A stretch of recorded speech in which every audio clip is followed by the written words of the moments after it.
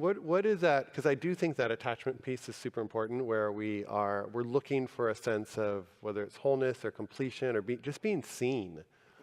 And but we want to be seen not for what we look like or our status or our wealth or whatever. And I think that sometimes I know a lot of people who have different levels of notoriety, and they feel invisible in some key way. Yeah, and they worry that if they lose their notoriety, then actually they lose everything. Who they are. Yeah, right? But that's the message. Yeah. The message and says, you better constantly keep going, otherwise you're a nobody. Right, and then Hollywood basically says you're as good as your last project. Yeah. And now each project, there's a new project every day, so there's a quickening. Yeah, and now social media gives you numbers about how cool you are. Or about your innate worth. Yeah. Yeah.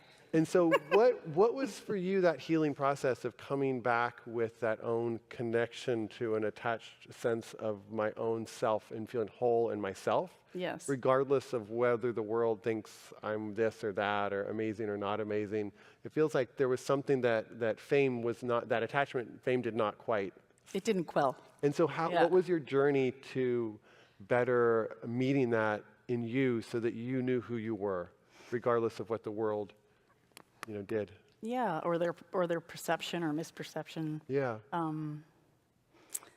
I think it was just stay the course, keep going. Yeah. And keep coming down to the lowest common denominator. Why am I doing this? Yeah. Why am I even showing up here or fill in the blank? Why am I even here? What's the intention? And for me, it's about sort of collectively raising consciousness, collectively talking about the felt sense of what connection feels like, what rupture feels like, and then the beautiful messaging that we can correct it in adulthood. It's not too late. Yeah.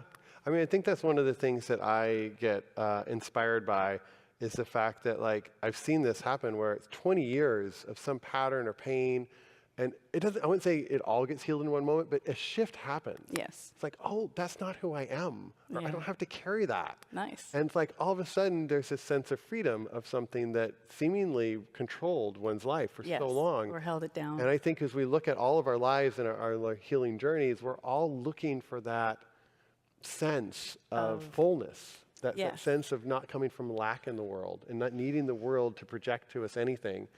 Well, that's an abundance mindset, too. There's so many indoctrinating messages that are given to us from a very young age. We wonder why there's war in the world, and yet we're teaching pre-K kids to get, are you better or worse? Did you get there fastest? Are you the loser or the winner? So binary.